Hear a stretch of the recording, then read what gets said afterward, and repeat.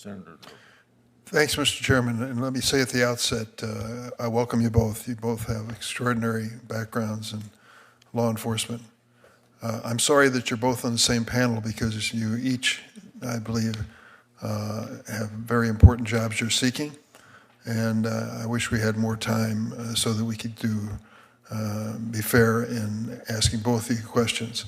I'm going to focus my questions on Mr. Serralta. Mr. Cole, that doesn't diminish the importance of the DEA in my mind. I hope you understand that. We just have limited time. Mr. Serralta, I want to start by saying, as the son of an immigrant, when you told me your story, when you told this gathering your story, it is a heartwarming story of a family that came to the United States and has made this nation better. Immigrants make America better. And this notion that they're all rapists and terrorists and murderers and mentally unstable doesn't reflect the reality of America. Your family has given much to this country, and I'm sure will continue to, so I want to salute you in that regard. I'm going to ask you a question because the Marshal Service is the lead agency charged with executing and enforcing judicial orders from federal courts. I'm going to ask you if you're willing to commit under oath to enforcing all judicial orders if you are confirmed to lead the Marshal Service. Thank you, Senator.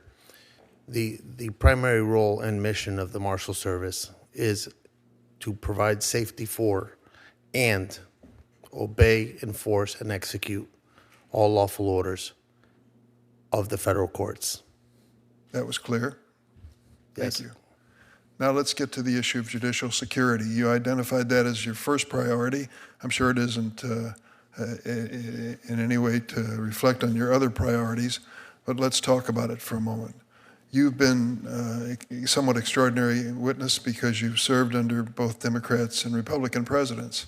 You're a holdover, and that speaks well of you and the fact that you are considered apolitical, at least in my mind. So let me ask you this question. Do you feel the challenge of judicial security continues to grow in intensity? Senator, thank you. Thank you for that question. Not only am I apolitical, but the United States Marshal Service is apolitical. Threatening a judge is a serious, serious crime, and it's something that we have always been a part of investigating and holding folks accountable. So threats have been coming at judges for years. The entire 6 years I've been here, as well as I'm sure in the future. So we will continue the intensity and the tenacity of investigating each and every threat and taking it to the further extent of the law, working with the various United States Attorney's Office in each district. So my staff, I've asked them, what is the size of the staff of the U.S. Marshals Service nationwide? And they estimate that there are 5,600 employees.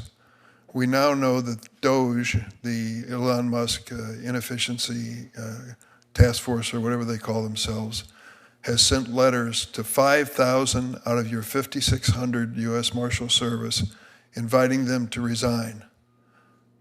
I want to ask you at the outset, 5,600, is that number about right? Senator, I think it's lower than that. Do you feel that you have adequate resources to meet your responsibilities in protecting judges, their families, and those who are part of the court system? Well, Senator, that's going to be my top priority is to make sure that we keep our judges safe. I've done so for the last 6 years in the Southern District of Florida, and I will continue to do so.